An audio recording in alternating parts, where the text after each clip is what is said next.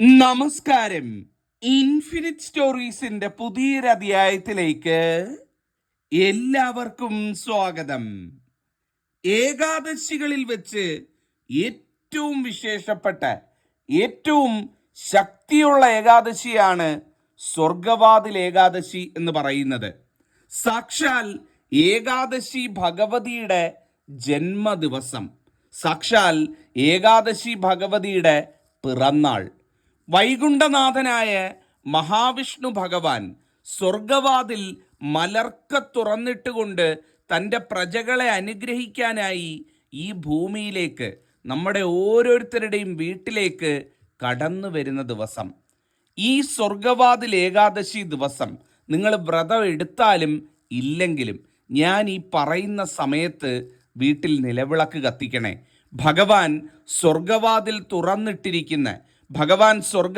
തുറന്നിട്ട് നമ്മുടെ വീടുകളിൽ നമ്മളെ കാണാൻ എത്തുന്ന സമയമാണ് ഈ സമയമെന്ന് പറയുന്നത്. ഈ സമയത്ത് വിളക്ക് വെച്ച് നിങ്ങൾ വിളക്ക് തൊഴുത് പ്രാർത്ഥിക്കൂ. നിങ്ങളുടെ ജീവിതത്തിലെ എല്ലാ ദുഃഖ ദുരിതങ്ങളും തീരും. നിങ്ങളുടെ വീട് രക്ഷപ്പെടും, നിങ്ങളുടെ കുഞ്ഞുങ്ങളുടെ ജീവിതം രക്ഷപ്പെടും. ആ കുടുംബം ഐശ്വര്യത്താൽ വെച്ചടി ഉയർച്ച കയറും എന്നുള്ളതാണ്. എല്ലാവരും ഈ വരുന്ന 30-ാം തീയതിയും 31-ാം തീയതിയും ഞാൻ ഈ പറയുന്ന സമയത്ത് വീട്ടിൽ നിലവിളക്ക് കത്തിച്ച് ഭഗവാൻ നാരായണനെ, മഹാവിഷ്ണു ഭഗവാനെയും മഹാലക്ഷ്മി അമ്മയെയും ഏകാദശി ഭഗവതിയും മനസ്സിൽ പ്രാർത്ഥിക്കൂ. നിങ്ങളുടെ ജീവിതത്തിലെ എല്ലാ ദുഃഖങ്ങളും തീർത്തു തരും. സർവം മംഗളമാകും. എൻ്റെ ഒരു പൂജ നടക്കുന്ന സമയവും ഏതാണ്ട് ഈ ഒരു സമയം തന്നെയാണ്. ആ സമയത്ത് എല്ലാവരും വീട്ടിൽ നിലവിളക്ക് കത്തിച്ച് പ്രാർത്ഥിക്കുക. നിങ്ങൾക്ക് ഒരു അമ്പലത്തിൽ പോകാൻ പറ്റിയില്ലെങ്കിലും, ഏകാദശി വ്രതം എടുക്കാൻ പറ്റിയില്ലെങ്കിലും ഈ സമയത്ത് വിളക്ക് കത്തിച്ച് പ്രാർത്ഥിച്ചാൽ അതിൻ്റെ ഗുണം കിട്ടിയിരിക്കും എന്നുള്ളതാണ്. ആദ്യം തന്നെ എല്ലാവരും മനസ്സിലാക്കണം സ്വർഗവാതിൽ ഏകാദശി വരുന്ന സമയം എങ്ങനെയാണ് എന്നുള്ളത്. എന്താണ് സ്വർഗവാതിൽ ഏകാദശി ഇപ്രാവശ്യം 2 ദിവസമായിട്ട് വരുന്നുവെന്ന് പറയാനുള്ള കാരണം, ഇപ്രാവശ്യത്തെ സ്വർഗവാതിൽ ഏകാദശി വ്രതം എടുക്കേണ്ടവരെല്ലാം മനസ്സിലാക്കുക. 30-ാം തീയതി വൈകുന്നേരത്തോടുകൂടി വ്രതത്തിൽ പ്രവേശിച്ച് 31-ാം തീയതി പൂർണ്ണമായിട്ടും വ്രതം നിന്ന് 1-ാം തീയതി രാവിലെ വ്രതം മുറിക്കുന്നതായിരിക്കും ഏകാദശി വ്രതം എടുക്കേണ്ട രീതി എന്ന് പറയുന്നത്. ഇപ്രാവശ്യം നിങ്ങൾക്ക് കലണ്ടറിൽ നോക്കിയാൽ മനസ്സിലാകും. നിങ്ങൾക്ക് ദിവസങ്ങൾ കിടക്കുന്നത് 30-ാം തീയതി ദശമി എന്ന് കാണും, 31-ാം തീയതി ദ്വാദശി എന്ന് കാണും. ഇതിന് രണ്ടിനും ഇടയ്ക്ക് വരേണ്ട ഏകാദശി ഇല്ലാത്തതായിട്ട് കലണ്ടറിൽ കാണാൻ സാധിക്കും. അതായത് ഈ പ്രാവശ്യം ഏകാദശി ദശമിയോട് ചേർന്നും ദ്വാദശിയോട് ചേർന്നും തിഥികളിൽ ലയിച്ചാണ് വരുന്നത്. അതുകൊണ്ടാണ് നിങ്ങൾക്ക് ഏകാദശി എന്ന് പറയുന്നത് കലണ്ടറിൽ കാണാൻ പറ്റാത്തത്. ദശമി കഴിഞ്ഞ് ഏകാദശി വരാതെ നേരെ ദ്വാദശിയിലേക്ക് പോകുന്നത്. ഇങ്ങനെ രണ്ടിനോടും സ്പർശമായിട്ട് ഏകാദശി വരുമ്പം എല്ലാവരും മനസ്സിലാക്കുക, വ്രതം എടുക്കേണ്ടത് ഈ ദ്വാദശിയോട് ചേർന്ന് നിൽക്കുന്ന വേണം എടുക്കാനെന്ന് പറയും. ദശമിയോട് ചേർന്ന് നിൽക്കുന്ന ഏകാദശി എടുത്തു കഴിഞ്ഞാൽ, അതായത് 30-ാം തീയതി വ്രതം എടുത്തു കഴിഞ്ഞാൽ അതിന് പൂർണ്ണ ഫലം കിട്ടില്ല. ചിലരത് ദോഷമായിട്ടും പറയുന്ന ഒരു കാര്യമാണ്. അതിന് ഐതിഹ്യങ്ങളൊക്കെ ഉണ്ട് ദോഷമെന്ന് പറയാനായിട്ട്. അപ്പോൾ അത് ദശമിയോട് ചേർന്ന് വരുന്ന എടുക്കുന്നതിനേക്കാൾ ദ്വാദശിയോട് ചേർന്ന് വരുന്ന 31-ാം തീയതിയാണ് ശരിക്കും പറഞ്ഞാൽ ഈ സ്വർഗവാതിൽ ഏകാദശി വ്രതം എടുക്കേണ്ടത്. എന്നിട്ട് 1-ാം തീയതി രാവിലെ പുതുവർഷ പുലരിയിൽ പോയി വ്രതം മുറിച്ച് ഭഗവാനെ തൊഴുതാൽ സർവം ഗംഭീരമായി എന്നുള്ളതാണ്. ഏകാദശി തിഥി വരുന്ന കൃത്യമായിട്ട് നോക്കിയാൽ 30 ഡിസംബർ രാവിലെ 7:50 തുടങ്ങി പിറ്റേ ദിവസം 31-ാം തീയതി രാവിലെ 5 മണിക്ക് അവസാനിക്കുന്ന രീതിയിലാണ്. അപ്പോൾ ആ പുലർച്ചെയാണ് ഏറ്റവും വിശേഷം എന്ന് പറയുന്നത്. വീട്ടിലെല്ലാവരും ഈ പറയുന്ന സമയത്ത് വിളക്ക് കത്തിക്കണം കേട്ടോ. വിളക്ക് കത്തിക്കേണ്ട സമയം എന്ന് പറയുന്നത് ഈ 31-ാം തീയതി രാവിലെ, 31 എന്ന് പറയുന്ന ദിവസം രാവിലെ, ഡിസംബർ 31 രാവിലെ 4:54-നും 6:38-നും ഇടയിൽ വിളക്ക് കത്തിക്കണം. അതാണ് അതിൻ്റെ ഏറ്റവും കൃത്യമായ സമയം. രാവിലെ 4:54-നും 6:38-നും ഇടയിൽ ഏതാണ്ട് 1-1.5 മണിക്കൂർ സമയമുണ്ട്. ഈ 1.5 മണിക്കൂറിനകത്ത് വിളക്ക് കത്തിക്കാവുന്നുണ്ടെങ്കിൽ അതാണ് ഏറ്റവും ശ്രേഷ്ഠം. ഒരു 6 മണിക്ക് എഴുന്നേറ്റ് 6:15-ന് കത്തിച്ചാലും മതി. 4:54 കഴിയുക 6:38 ഇരുട്ടിനകത്ത് ആ ഒരു മുഹൂർത്തത്തിൽ നിങ്ങൾക്ക് വിളക്ക് കത്തിക്കാൻ പറ്റുമെങ്കിൽ അതായിരിക്കും ഏറ്റവും നല്ല. വിളക്ക് കത്തിക്കുമ്പോൾ ഞാൻ ഈ പറയുന്ന കാര്യങ്ങൾ ശ്രദ്ധിക്കണം കേട്ടോ. അതായത് 5 തിരിയിട്ട് നിലവിളക്ക് കത്തിക്കുക. രാവിലെ ഉറക്കം എഴുന്നേറ്റ് 4:54 31 തീയതി രാവിലെ ഉറക്കം എഴുന്നേറ്റ് 4:54 6:38 ഇടയിൽ നിലവിളക്ക് കത്തിക്കുക. 6:38 കഴിഞ്ഞ് തള്ളിപ്പോകാതിരിക്കാനും 4:54 മുൻപേ കയറി കത്തിക്കാതിരിക്കാനും ശ്രദ്ധിക്കുക. ഡിസംബർ 31 രാവിലെയാണ് ഏറ്റവും നല്ല മുഹൂർത്തം. സ്വർഗവാതിൽ മലർക്ക തുറന്നിട്ട് ഭഗവത് സാന്നിധ്യം ഈ ഭൂമിയിലുള്ള മുഹൂർത്തം എന്ന് പറയുന്നത്. ആ സമയത്ത് വിളക്ക് വെച്ച് നിങ്ങൾ എന്ത് കാര്യം പ്രാർത്ഥിച്ചാലും അത് അച്ചിട്ടായിട്ട് നടന്നു കിട്ടും എന്നുള്ളതാണ്. അതുപോലെ ഇനി രാവിലെ പറ്റാത്തവരുണ്ട് എന്നുണ്ടെങ്കിൽ 30 തീയതി ഉണ്ടല്ലോ, അതായത് 30 വൈകുന്നേരം 6:13 6:45 ഏറ്റവും നല്ല മുഹൂർത്തം തന്നെ കേട്ടോ. വ്രതത്തിലൊക്കെ പ്രവേശിക്കുന്നവർ 30 വൈകുന്നേരം വീട്ടിൽ വിളക്ക് വെച്ച് അല്ലെ അമ്പലത്തിൽ പോയ ആ വ്രതത്തിലേക്ക് പ്രവേശിക്കുന്നത്. ഇപ്പം വ്രതത്തിലുള്ളവരായാലും ഇല്ലാത്തവരായാലും 30 വൈകുന്നേരം 6:13 6:45 ഇടയിൽ വിളക്ക് കത്തിക്കുന്നതും ഏറ്റവും ഗംഭീരമായിട്ടുള്ള സമയമാണ്. വ്രതത്തിലുള്ളവർ 6:13 6:45 ഇടയിൽ വീട്ടിൽ നിലവിളക്ക് തെളിയിക്കുക. ഇതേപോലെ തന്നെ 5 തിരിയിട്ട് നിലവിളക്ക് കത്തിക്കുക. അല്ല വീട്ടിലല്ലാതെ തൊഴുത് പ്രാർത്ഥിക്കുന്നവരാണെങ്കിലും 6:13 6:45 ഇടയിൽ വിളക്ക് കത്തിക്കുക. എൻ്റെ ഒരു പൂജ നടക്കുന്ന ഏകാദശി പൂജകൾ നടക്കുന്ന സമയവും ഞാൻ ഈ പറഞ്ഞു തന്ന മുഹൂർത്തങ്ങൾ തന്നെയാണ്. അപ്പം നിങ്ങൾ വീട്ടിൽ വിളക്ക് വെച്ച് പ്രാർത്ഥിക്കുന്നു, ഞാനിവിടെ എൻ്റെ പൂജ ചെയ്ത് പ്രാർത്ഥിക്കുന്നു. രണ്ടും സർവം മംഗളമായി കിട്ടും എന്നുള്ളതാണ്. അപ്പോൾ 6:13 6:45 ഇടയിൽ 30 വൈകുന്നേരം ത്രിസന്ധ്യയ്ക്ക് വീട്ടിൽ വിളക്ക് തെളിയിക്കുക. ഏറ്റവും ഉത്തമ മുഹൂർത്തം എന്ന് പറഞ്ഞാൽ ഡിസംബർ 31 രാവിലെ 4:54 6:38 ഇടയിലാണെന്ന് മനസ്സിലാക്കുക. വ്രതം എടുത്താലും ഇല്ലെങ്കിലും 5 തിരിയിട്ട് നിലവിളക്ക് കത്തിച്ച് നിലവിളക്കിൻ്റെ അടുത്ത് മഹാവിഷ്ണു ചിത്രവും മഹാലക്ഷ്മി ദേവിയുടെ ചിത്രവും ഉണ്ടെങ്കിൽ ആ ചിത്രം വെച്ച് നിലവിളക്ക് തെളിയിക്കുക. ഭഗവാൻ ഏറ്റവും പ്രിയപ്പെട്ടതാണ് മഞ്ഞപ്പൂക്കളെന്ന് പറയുന്നത്. മഞ്ഞ തെച്ചി, മഞ്ഞ അരളി, മഞ്ഞ ചെമ്പരത്തിപ്പൂവ്, മഞ്ഞ നിറത്തിലുള്ള പൂക്കൾ ഏതൊക്കെ വീട്ടിലുണ്ടോ അതൊക്കെ പൂത്ത് വിടർന്ന് നിൽപ്പുണ്ട് എന്നുണ്ടെങ്കിൽ പറിച്ചുകൊണ്ടുവന്ന് ഭഗവാന്റെ ചിത്രത്തിന് മുന്നിലോ അല്ലെ ആ 5 തിരിയിട്ട് കത്തിച്ച് വെച്ചിരിക്കുന്ന നിലവിളക്കിനും കിണ്ടിയിൽ തുളസി തീർത്ഥത്തിനുമൊപ്പം, തുളസിയില ഏകാദശി ദിവസം പറിക്കാൻ പാടില്ല, തലേന്നേ പറിച്ച് വെക്കുക. ഇന്നേയൊക്കെ പറിച്ച് നിങ്ങൾ വെള്ളത്തിലിട്ട് വെച്ചിരുന്നാൽ മതി. ആ സമയമാകുമ്പോൾ എടുത്ത് ആ തീർത്ഥത്തിൽ വെക്കുക എന്നുള്ളതാണ് ചെയ്യേണ്ടത്. അന്നത്തെ ദിവസം പോയി ആരും തുളസി പറിക്കരുത്. കാര്യം തുളസി ദേവിയും ഏകാദശി വ്രതം നോൽക്കുന്നു എന്നുള്ളതാണ് സങ്കല്പം. അതുകൊണ്ട് അറിഞ്ഞിരുന്നുകൊണ്ട് വിളക്കിന് വെക്കാനാണെന്ന് പറഞ്ഞു പോലും അറിയാതെ പോയി തുളസി ചെടി പറിക്കാൻ പാടുള്ള ദിവസമല്ല ഏകാദശി ദിവസം. അപ്പം തലേന്നേ പറിച്ച് വെക്കുക. അല്ലെങ്കിൽ വെച്ചില്ലെങ്കിലും കുഴപ്പമില്ല, മറ്റു പൂക്കൾ സമർപ്പിച്ച് ആ ഒരു വിളക്കിൻ്റെ മുന്നിൽ മനോഹരമായിട്ട് മഞ്ഞപ്പൂക്കൾ കൊണ്ട് ഐശ്വര്യമായിട്ട് ഒരുക്കുക എന്നുള്ളതാണ്.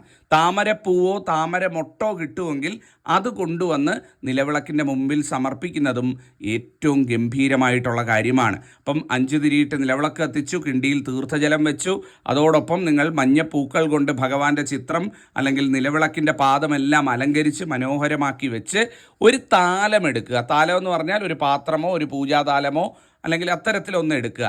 എടുത്തിട്ട് വീട്ടിലേതെങ്കിലും പഴവർഗ്ഗങ്ങൾ വാങ്ങിയതുണ്ട് അല്ലെങ്കിൽ വീട്ടിൽ തന്നെ വിളവെടുത്ത ഉണ്ട് എന്നുണ്ടെങ്കിൽ മാമ്പഴമോ അല്ലെങ്കിൽ നമ്മളുടെ സാധാരണ ഒരു പടല പഴം ഉണ്ടല്ലോ, ഒരു പടല പഴവോ അങ്ങനെ എന്തെങ്കിലും ഒരു പഴവർഗ്ഗം ഭഗവാന് സമർപ്പിക്കുന്നത് ഏറ്റവും ഉത്തമമായിരിക്കും. വീട്ടിൽ എന്താണോ ഉള്ളത് ചെയ്താൽ മതി. മാമ്പഴം ഉള്ളവരാണെങ്കിൽ അത് ചെയ്യുക, ഏറ്റവും നല്ലതാണ്. അല്ലെങ്കിൽ ഒരല്പം മാമ്പഴം വാങ്ങിക്കൊണ്ടു വന്നതിന് വേണ്ടി ചെയ്താലും നല്ലതാണ് എന്നുള്ളതാണ്. ഇനി ഒന്നുമില്ല എന്നുണ്ടെങ്കിൽ ഒരു ചെറിയ ഒരു താലത്തിലോ അല്ലെങ്കിൽ ഒരു കുമ്പിള് പാത്രത്തിലോ കുറച്ച് നെയ്യ് ഒഴിച്ച് ആ നെയ്ക്കിണ്ണം അല്ലെങ്കിൽ ആ നെയ്പാത്രം ആ കത്തിച്ച് വെച്ചിരിക്കുന്ന നിലവിളക്കിൻ്റെ മുന്നിൽ സമർപ്പിക്കുന്നതും ഏറ്റവും നല്ലതാണ്. ഒരു പാത്രം നെയ്യ് സമർപ്പിച്ചാലും മതി. ഒരു പാത്രം നെയ്യ്, മാമ്പഴം അല്ലെങ്കിൽ ഒരു പടല പഴം, അങ്ങനെ എന്തെങ്കിലും ഒരു പഴവർഗ്ഗം അല്ലെങ്കിൽ നെയ്യ് ഭഗവാന് സമർപ്പിച്ച് വേണം വിളക്ക് തൊഴാനെന്ന് പറയുന്നത്. ഇപ്പോൾ രാവിലെ വിളക്ക് കത്തിക്കുന്ന സമയത്ത് ഇത്തരത്തിൽ നെയ്യ് സമർപ്പിക്കുക അല്ലെങ്കിൽ ഏതെങ്കിലും പഴവർഗ്ഗം സമർപ്പിക്കുക. അങ്ങനെ വിളക്ക് കത്തിച്ച് ഏറ്റവും ഐശ്വര്യമായിട്ട് ഇത്തരത്തിൽ വസ്തുക്കളും സമർപ്പിച്ച് പൂക്കളും സമർപ്പിച്ച് ഐശ്വര്യമായിട്ട് 2 കൈകളും കൂപ്പിക്കൊണ്ട് ഭഗവാനെ തൊഴുക. തൊഴുന്ന സമയത്ത് ആദ്യം തന്നെ നിങ്ങൾ ചൊല്ലേണ്ടത് ഓം നമോ ഭഗവതേ വാസുദേവായ, ഓം നമോ നാരായണായ ഈ മന്ത്രമാണ്. ഈ മന്ത്രം ചൊല്ലാതെ ഈ ഏകാദശി പൂജ പ്രാർത്ഥന ഒരിക്കലും പൂർണ്ണമാകില്ല എന്നുള്ളതാണ്. വ്രതം എടുക്കുന്നവരും വ്രതം എടുക്കാത്തവരും വിളക്ക് വെക്കുകയാണെന്നുണ്ടെങ്കിൽ അതിന് മുന്നിൽ നിന്ന് സാക്ഷാൽ നാരായണൻ മഹാവിഷ്ണുവിനെ മനസ്സിൽ ധ്യാനിച്ചുകൊണ്ട് ഓം നമോ ഭഗവതേ വാസുദേവായ, ഓം നമോ നാരായണായ എന്ന് ഭഗവാന്റെ അടുത്ത് പ്രാർത്ഥിക്കുക. അതുപോലെ തന്നെ ഓം നാരായണായ വിദ്മഹേ വാസുദേവായ ധീമഹി തന്നോ വിഷ്ണു പ്രചോദയ. ഇത് 9 തവണ ചൊല്ലണം കേട്ടോ. എങ്ങനെയാണ്? ഓം നാരായണായ വിദ്മഹേ വാസുദേവായ ധീമഹി തന്നോ വിഷ്ണു പ്രചോദയ എന്ന് 9 തവണ 31-ാം തീയതി രാവിലെ വീട്ടിൽ വിളക്ക് വയ്ക്കുന്ന എല്ലാവരും നിർബന്ധമായിട്ടും ഈ മന്ത്രം കൂടെ ചൊല്ലുക. ഇത് വിഷ്ണു ഗായത്രി മന്ത്രമാണ്.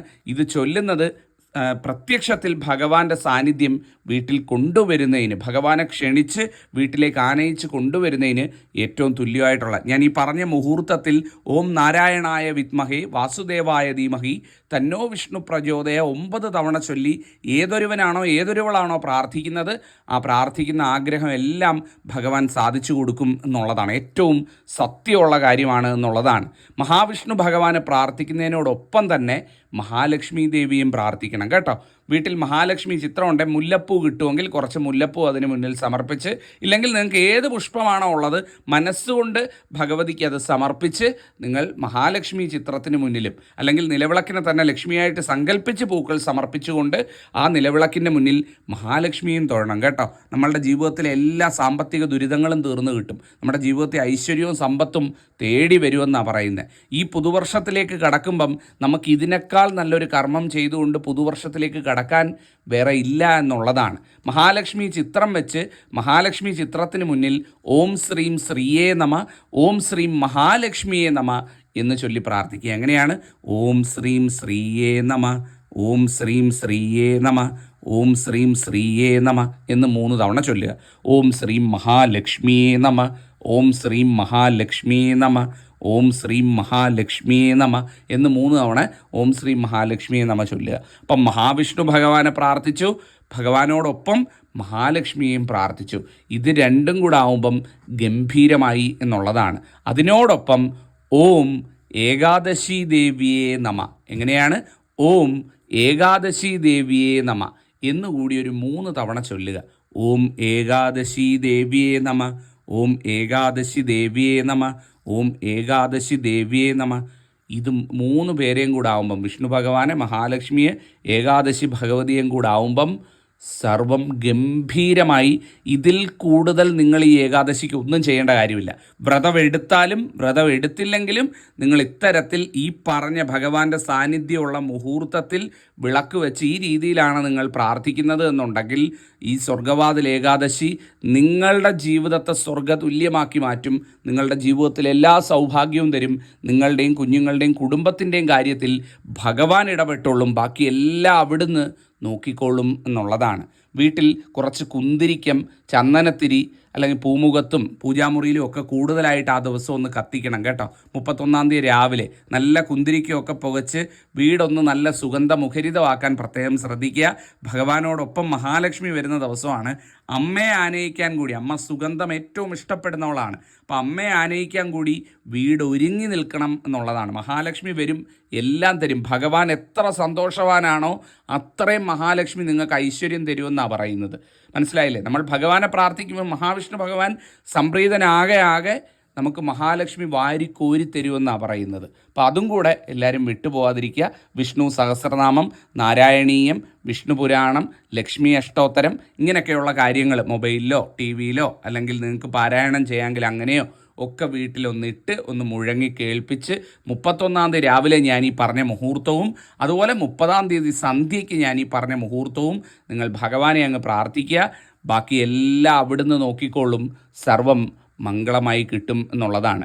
ഗുരുവായൂർ, തിരുവമ്പാടി, അതുപോലെ തന്നെ നമ്മുടെ പത്മനാഭസ്വാമി ക്ഷേത്രം, ഇവിടെ എല്ലാം 31 ഏകാദശി ആഘോഷിക്കുന്നത്. ചില ക്ഷേത്രങ്ങളിൽ, ചില നാട്ടുക്ഷേത്രങ്ങളിൽ മാത്രം 30 ആചരിക്കുന്നതായിട്ട് ശ്രദ്ധയിൽപ്പെട്ടിട്ടുണ്ട്. അങ്ങനെ ഏതെങ്കിലും നാട്ടിലുണ്ട് എന്നുണ്ടെങ്കിൽ നിങ്ങൾക്ക് 29 കണക്കിൽ ഇത്തരത്തിൽ ചെയ്യാവുന്നതാണ്. 30 വൈകുന്നേരം ഞാൻ പറഞ്ഞ രീതിയിൽ വിളക്ക് വെച്ച് ആ ഏകാദശി തിഥി നിലനിൽക്കുന്ന വൈകുന്നേരം ഞാൻ പറഞ്ഞ നല്ലൊരു മുഹൂർത്തം 30 വൈകുന്നേരത്തെ, അന്നേരം ഞാൻ ഈ പറഞ്ഞ കാര്യങ്ങൾ നിങ്ങൾ ചെയ്താലും മതി. ബാക്കി എല്ലാവരും 31 രാവിലെ ചെയ്യുന്നതായിരിക്കും ഏറ്റവും ഗംഭീരം എന്ന് പറയുന്നത്. അപ്പോൾ ദിവസത്തിൻ്റെ എന്തെങ്കിലും കൺഫ്യൂഷൻ ഉണ്ടെങ്കിൽ നിങ്ങൾക്ക് ചോദിക്കാം, ഞാൻ അതിന് മറുപടി പറയുന്നതാണ്. എല്ലാവർക്കും നല്ലതേ വരുള്ളൂ. നിങ്ങളുടെയും കുടുംബത്തിൻ്റെയും കാര്യത്തിൽ മഹാവിഷ്ണു ഭഗവാന്റെ അനുഗ്രഹം ഉണ്ടാവും, സർവം മംഗളമായി കിട്ടും എന്നുള്ളതാണ്. എന്തെങ്കിലും ചോദ്യങ്ങളുണ്ടെങ്കിൽ ചോദിക്കാം. നന്നായി വരട്ടെ. നന്ദി, നമസ്കാരം.